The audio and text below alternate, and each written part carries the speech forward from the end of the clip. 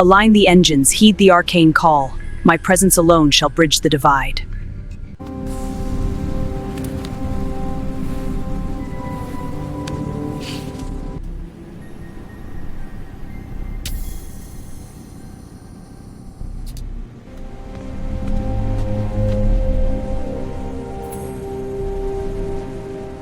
But the records could show who... I know, but trust me, it's better this way. Okay, I trust you. What have we been protecting ourselves from? They were a vital part of our crew. Their tasks were always completed with precision. Their absence is a significant loss.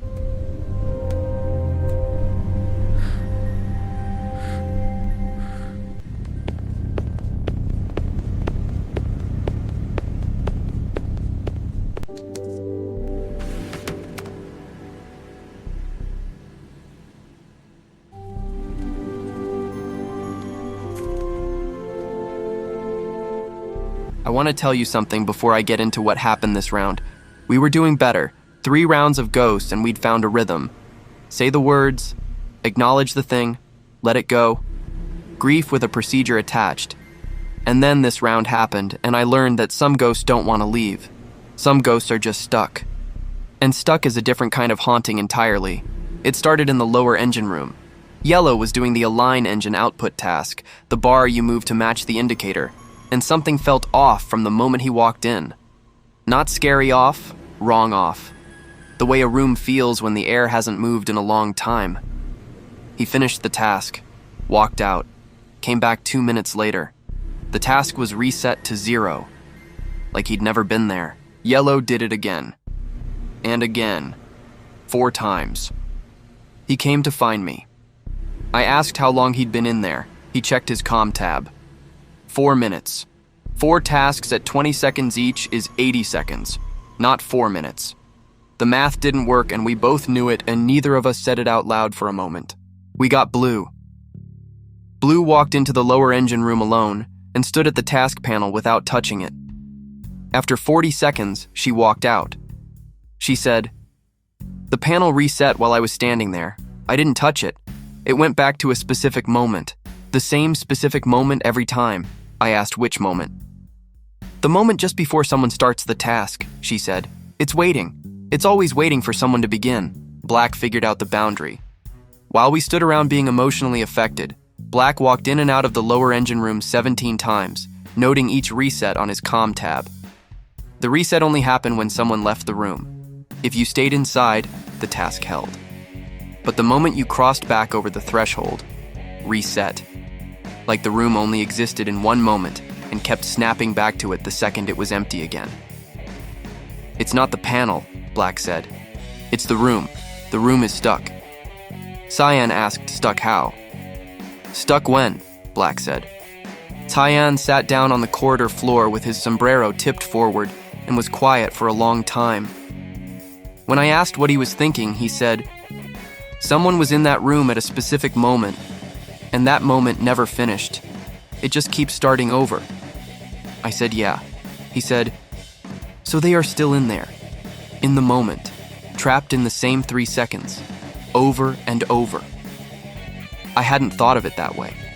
I wish I still hadn't. White pulled the engine room logs. The microphone was tucked under his arm while he worked, which meant he was serious. The logs showed normal activity until round 4, 7 rounds ago. Then a gap, then a single entry that repeated without progression. Task initiated. Align engine output, over and over, the same line. 7 rounds of the same line. No completion, no exit. Just that one moment, recorded faithfully by a system that had no way of knowing it was the only moment left. 7 rounds. Yellow's propeller beanie did one slow rotation. "They've been in there for 7 rounds," Yellow said. "Starting the task. Every time someone comes in, starting it again, starting it again."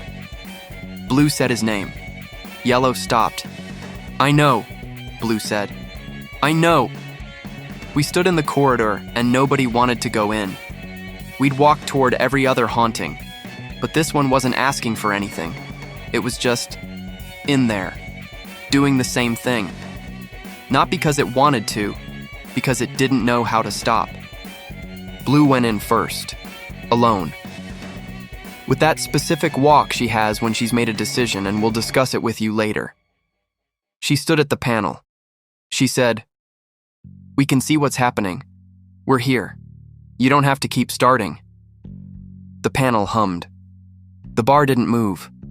Blue stood there for 90 seconds while the engine room's orange light made her witch hat cast a long shadow. Then the bar moved. 1 millimeter. Forward. Not a reset. Blue turned and looked at us with an expression that said, "Did you see that?" We all went in together, all 7 of us filling the small engine room. Blue stood at the panel. The rest stood behind her. "We're going to finish this with you," Blue said. "Not for the taskbar, just so it's done, so you can be done." The engine room was quiet for a moment. Then the bar began moving on its own. Slowly. Carefully. The way you move something when you've waited a long time to do it right. It took 43 seconds. We timed it. 43 seconds for the bar to cross from start to completion while 7 crewmates stood in a small orange-lit room and said nothing and watched. When it finished, the completion sound played. Not the recorded jingle, the actual mechanical sound of the engine alignment locking, a deep resonant click you feel more than hear. The kind of sound the ship makes when something is truly settled. Yellow made a sound, not words, just a sound. Cyan found it in the old crew manifests. 7 rounds ago, a crewmate had been reported near the lower engine room right before an emergency vote. The vote was 4-3, not unanimous. 4-3. The crewmate had been mid-task when the meeting was called. They'd stopped what they were doing to come answer for it. And the vote was wrong. And the task was never finished. And for 7 rounds, the room had kept the moment alive, waiting. Green sat down on the floor when he heard the vote count. Not dramatically, just lowered himself and sat there. 4-3. 3 people had voted innocent. Green looked at his blaster and then looked away from it. White started reading the voter names from his comm tab. Blue put her hand against his arm and said, "Don't. We don't need to know who voted which way. We need to decide who we are now, not who we were then." White looked at the comm tab for a long moment. Then he put it away. Yellow asked the question nobody else would. Yellow always does. "Is this our fault?" Directly. "Is this something we did?" Nobody answered. Because 3 rounds ago it was someone we voted wrong, and 2 rounds ago it was someone we voted wrong. And now this. His propeller beanie was still. How many wrong votes does this ship have in it? The lower engine room was quiet behind us.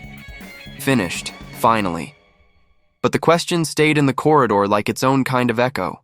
Black answered. He always does eventually. Quietly, precisely, as if he'd been preparing the sentence and was now releasing it. We don't know how many. The ship doesn't keep that kind of record. But we know 3 now. 1 was finishing tasks. 1 was trying to be seen. 1 was in the middle of a job. A pause. They were crewmates. All 3 of them. Whatever we told ourselves at the time. Green didn't say anything. He just nodded once at the floor. That was enough. Green went back to the lower engine room after it was all over. He stood in the doorway, not going in, not doing anything. Just standing there with the flame mohawk and the holstered blaster and the specific stillness he only has when he thinks nobody's watching. I watched from the corridor junction and said nothing. He stood there for almost 3 minutes. I don't know what Green was doing in that doorway. I don't think Green knows either.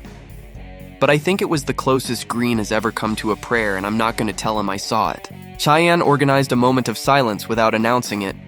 He just stopped walking near the cafeteria and stood still. One by one, the rest of us noticed and stopped too. 7 crewmates in the corridor. Not looking at each other, just present. It lasted about 90 seconds. Then Cyan adjusted his sombrero, and we all started moving again without a word. It was the most organized, unplanned thing this crew has ever done. The taskbar hit 100 near the end of the round. No fanfare. Just the quiet accumulation of 7 people doing their jobs carefully with the specific attention of crewmates who have started to understand that every task on this ship was someone's last thing once. Victory screen. Round 1. Nobody celebrated. But nobody was hollow either. That was new. That was something. I keep thinking about the 43 seconds. That's all it needed. A task interrupted mid-motion, a wrong vote, 7 rounds of waiting, and 43 seconds of 7 people standing still and watching something finally finish. We just had to be there for it. And somewhere on this ship, the impostor watched us learn how to grieve and is already wondering how to use it. Think about that. And tell me, when did you last check the room you just left?